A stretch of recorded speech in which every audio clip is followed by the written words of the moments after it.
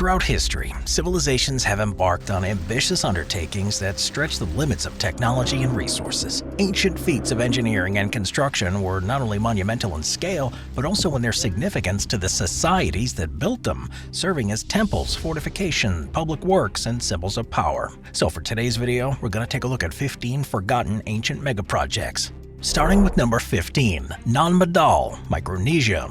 Nan Madol, which is often called the Venice of the Pacific, is an ancient city that's just off the eastern shore of Pohnpei Island in the Federated States of Micronesia. Now, it's built on a coral reef. The site's made up of nearly 100 artificial islets, which are linked by a network of canals and cover an area over 200 acres. These islets are home to the ruins of stone palaces, temples, tombs, and residences, showing that Nan Madol was once a thriving metropolis. Quite who built it, though, is a mystery, with works believed to have started around the year 1200, or perhaps even a few hundred years earlier. The city was constructed using huge basalt stone logs that were quarried from the opposite side of Pohnpei and transported across the open water.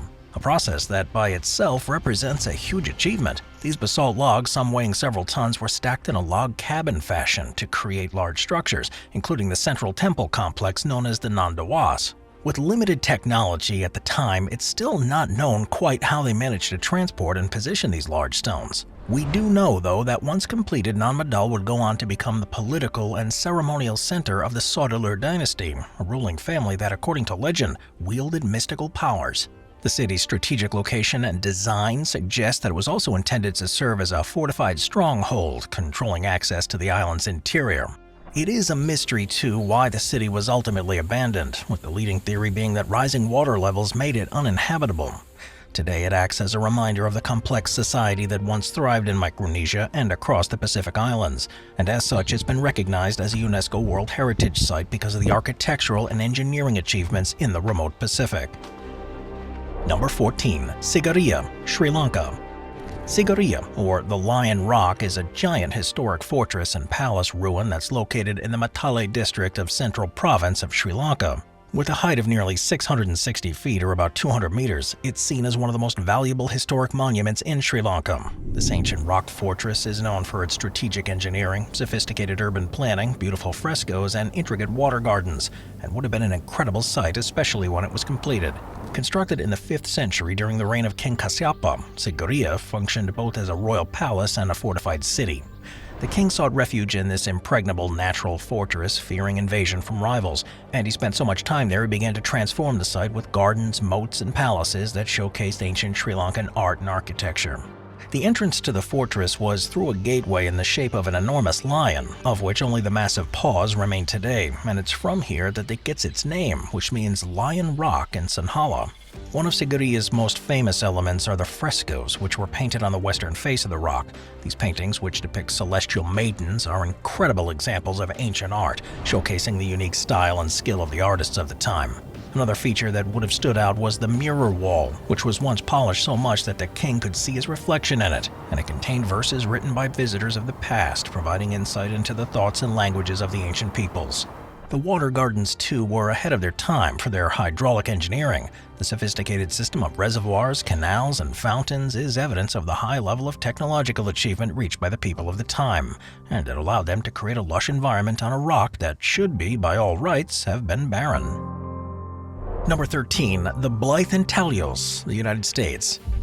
The Blythe Intaglios, also known as the Blythe Geoglyphs, are a group of gigantic figures etched into the desert floor of the Colorado Desert, near Blythe in Southern California. These enormous earthworks, often forgotten about when talking of ancient American art, are among North America's most mysterious and intriguing archaeological features. The intaglios are a collection of human and animal figures, including ones that resemble horses, birds, and snakes, though the human ones are the most prominent and detailed. Believed to have been created by the indigenous peoples of the region, possibly the Mojave and the Quechan tribes, these geoglyphs date back centuries, with some estimates suggesting they were made as long as 2,000 years ago. They were created by removing the top layer of the desert to reveal the lighter soil beneath, creating stark contrasts visible from a great height. Some of the largest human figures measure over 170 feet or 52 meters in length, making them some of the largest geoglyphs in North America. The purpose of them, however, remains a subject of speculation. Some indigenous oral traditions suggest that figures have a spiritual significance, serving as part of a ceremonial practice or as markers of mythological events. Despite their historical and cultural importance, the Blythe geoglyphs were not widely known to the outside world until about the 1930s, when a pilot flying over the area noticed the figures. Since then, they've been protected and studied as a significant archaeological treasure, and have shown there to be far more to learn about ancient American history than people had previously thought. Number 12. The Walls of Benin, Nigeria. The Great Wall of China is, of course, well known as being the longest wall to have ever been built. In Africa, though, there was once another structure that almost equaled the Great Wall in terms of its length, and in many ways it was even more impressive. Now known as the Walls of Benin, or the Benin Moat, the formation was located in present-day Nigeria. The walls encircled the historic city of Benin, the capital of the Benin Empire, a pre-colonial African state. And the walls were defensive fortifications which included both the inner city walls and the extensive network of moats and ramparts surrounding it. Constructed from the 13th century onwards, the walls were built to provide protection against invaders and to delineate the boundaries of the empire's capital. According to various historical accounts, the walls and moats spanned an area much larger than modern-day Benin City and were around 9,900 miles in total length, that's 16,000 kilometers. This immense project was not only a military defense system but also served as a statement of power and technological advancement, reflecting the empire's organized social structure at the time. The construction technique involved the digging of ditches and the erection of earth embankments. Now, these ditches were reportedly dug by hand, but unfortunately very little remains today. Despite their historical significance, most of the walls of Benin were destroyed during the British punitive expedition in 1897, which led to the looting of the city and the significant cultural and material loss. Today, only remnants of the walls and moats exist, serving as a reminder of the capabilities of the once great Benin Empire. Number 11. The Balbec Megaliths, Lebanon. These megaliths, located in the Bekaa Valley of Lebanon, is a series of incredible structures at the Balbec Temple Complex, which is one of the largest and best-preserved Roman temples in the world. The site was originally known as Heliopolis during the Hellenistic period and features a series of colossal stone blocks, some of which are among the largest ever used in construction. Three stones in particular, known collectively as the Trilithon, are famous for their size, each measuring over 62 feet or 19 meters in length, 14 feet or 4.3 meters high, and weighs approximately 800 tons. Even these, though, pale in comparison to the Stone of the Pregnant Woman, another megalith at Balbec, which remains lying in a nearby quarry and is estimated to weigh around 1,000 tons. Recent excavations have uncovered even larger stones, with one dubbed the Stone of the South, estimated to weigh over 1,600 tons, and make you wonder what the temple would have been like if they had been fully finished. The construction of this complex, particularly the placement of these gigantic stones, has been a mystery to historians and engineers for centuries. The Romans, known for their architectural ability, managed to transport and lift these enormous blocks into place without the machinery available today. The purpose behind the use of such massive stones remains a subject of speculation, with theories ranging from religious significance to demonstrating imperial power. Number 10. Mohenjo-Daro, Pakistan. Mohenjo-Daro, which is in the province of Sindh in Pakistan, is one of the most significant archaeological discoveries of the 20th century, showcasing an urban planning and social organization of the Indus Valley civilization, which flourished around 4,500 years ago. It covers an area about 740 acres. Mohenjo-Daro was meticulously planned with a grid-like street layout, and it was divided into two major parts: the Citadel, which housed public buildings and religious structures, and the lower city where the majority of the civilians lived. The Citadel features impressive structures such as the Great Bath, which is believed to have been used for ritual purification, and the Assembly Hall, which might have served as administrative functions. Now, beyond the structures themselves, the other surprising thing has been found in the ruins is the city's advanced drainage system.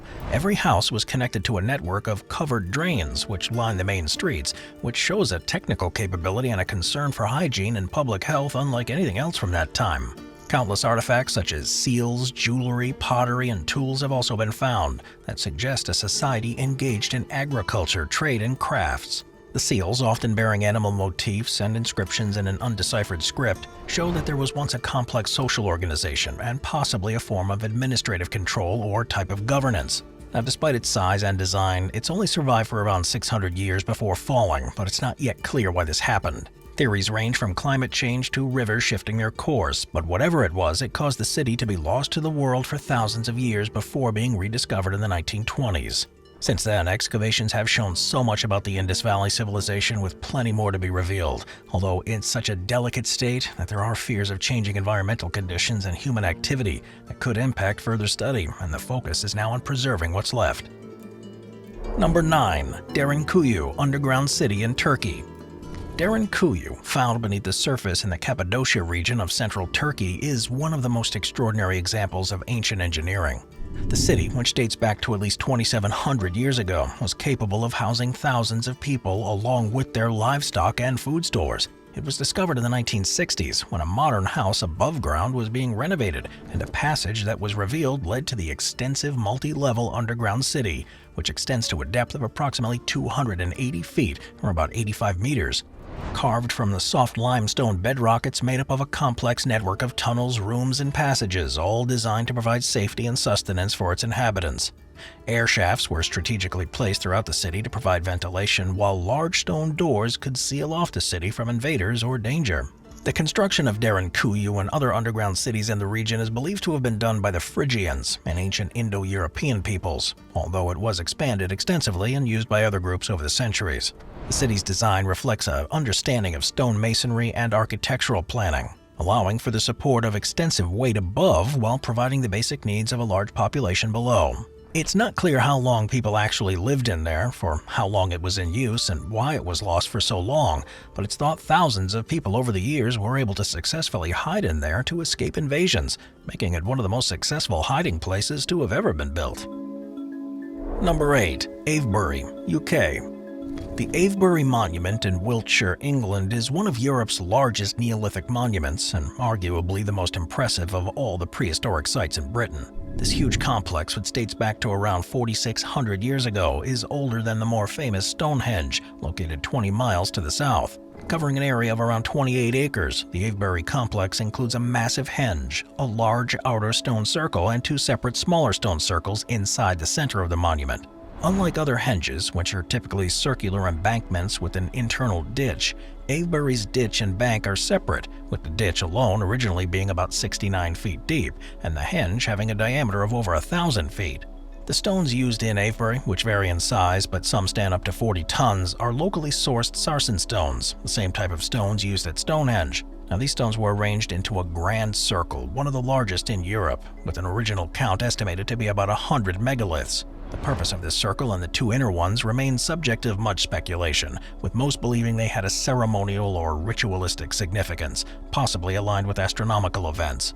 But what makes Avebury truly unique, though, is the village that grew in and around it. Unlike Stonehenge, Avebury's stones and earthworks became an integral part of the local community, with houses and a chapel built amongst the megaliths, roads bisecting the circles, and some stones repurposed or destroyed throughout history.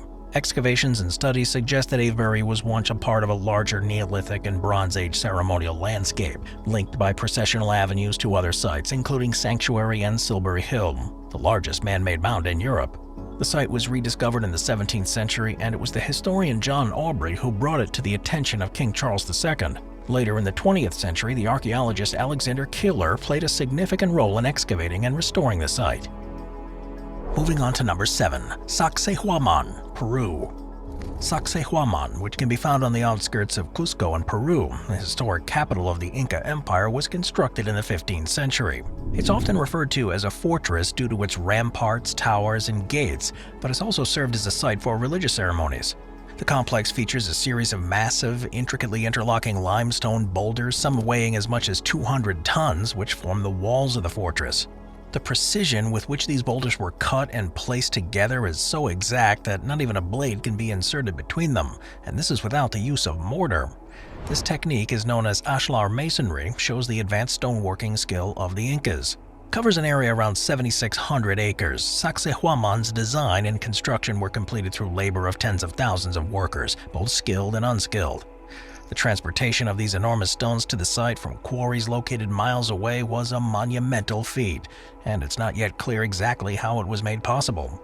The site has 3 parallel walls that zigzag together for more than 1,300 feet, which some suggest imitate the teeth of a puma, linking it symbolically to the city of Cusco, which was laid out in the shape of a puma.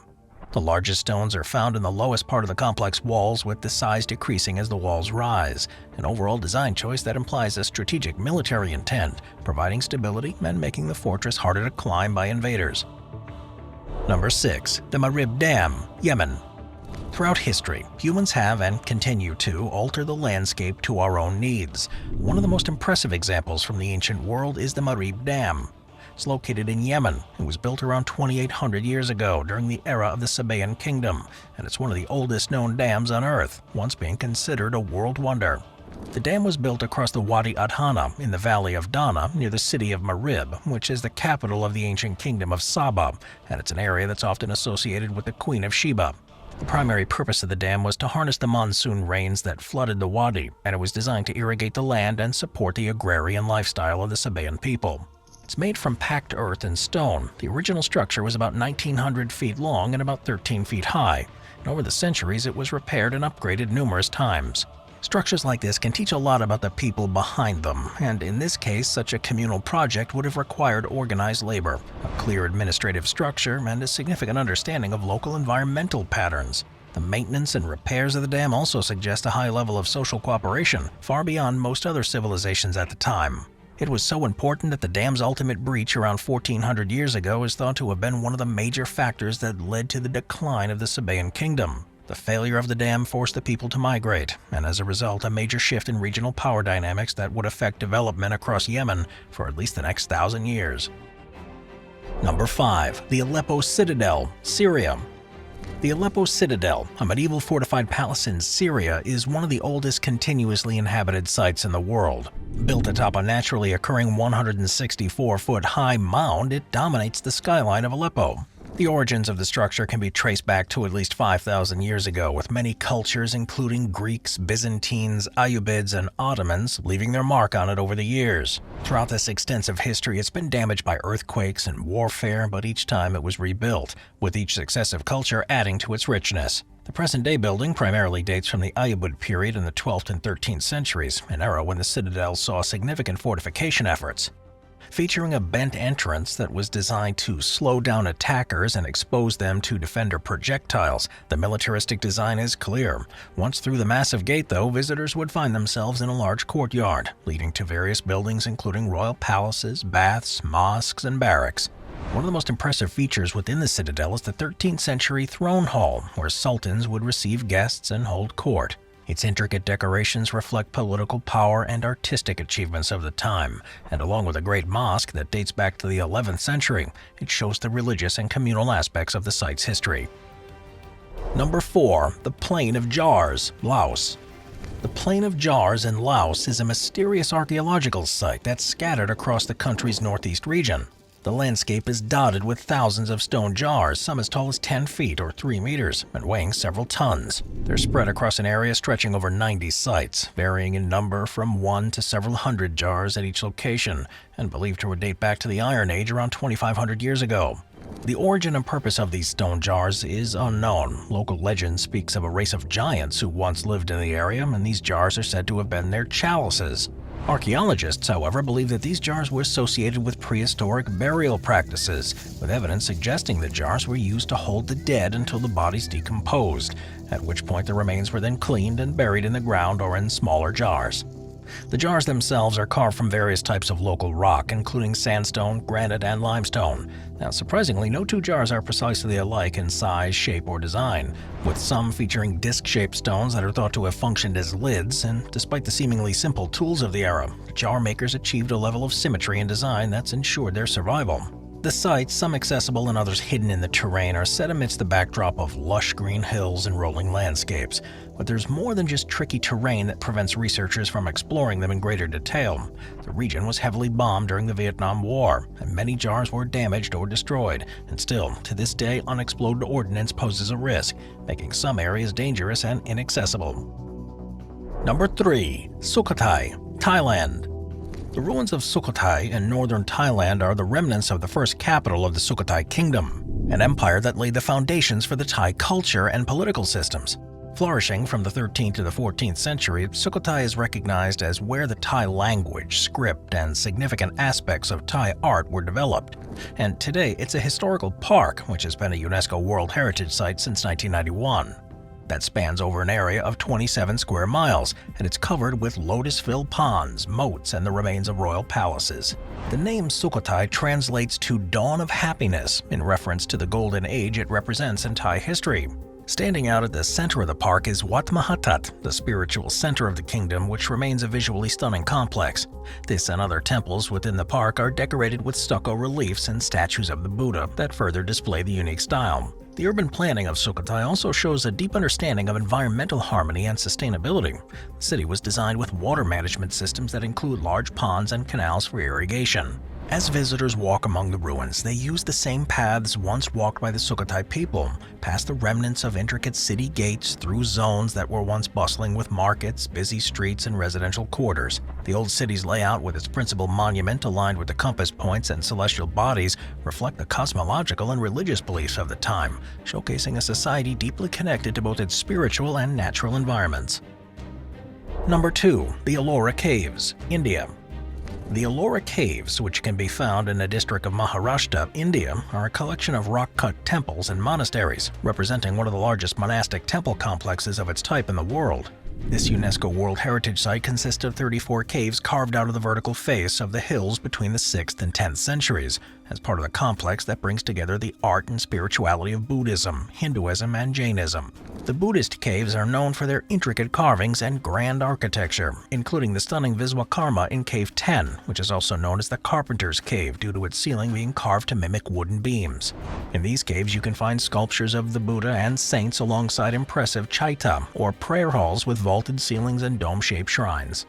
These Hindu caves exhibit a wider array of deities, mythologies, and themes. The most impressive of these is the Kailasa Temple in Cave 16, which is the largest monolithic structure in the world, and it's dedicated to Lord Shiva.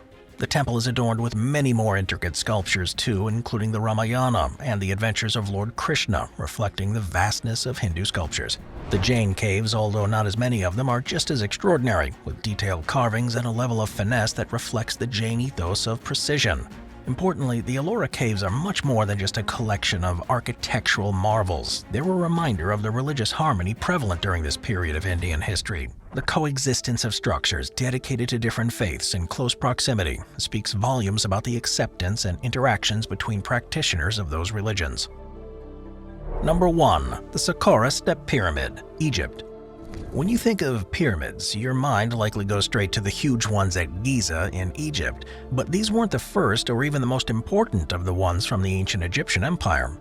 The Sakara Step Pyramid, also known as the Pyramid of Djoser, was built in the desert landscape of Sakara around 4,700 years ago for Pharaoh Djoser by his architect Imhotep. It's considered to be one of the earliest colossal stone buildings in the Egyptian history.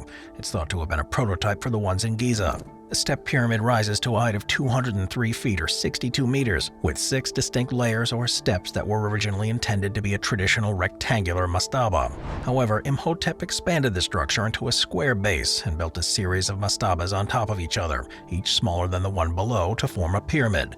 The pyramid is part of a larger mortuary complex that was enclosed by a sizable trench and a wall of light limestone, which covers an area of about 26 acres.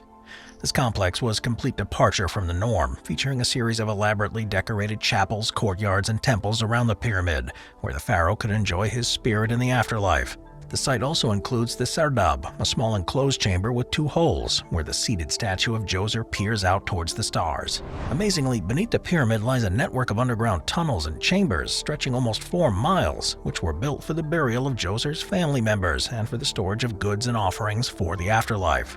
The use of stone rather than traditional mud bricks signified a big shift in Egyptian construction methods and marked the beginning of a new era of architectural sophistication. Imhotep's design not only ensured Djoser's eternal presence, but it also immortalized Imhotep himself, who was later deified by the Egyptians. The step pyramid, it remains a reminder of his genius and the innovative spirit of the old kingdom of Egypt. And without the changes he made in the construction of this pyramid, the Egyptian obsession with building them may never have taken off. Thanks for watching, everyone. I'll see you next time. Thank you to our channel members.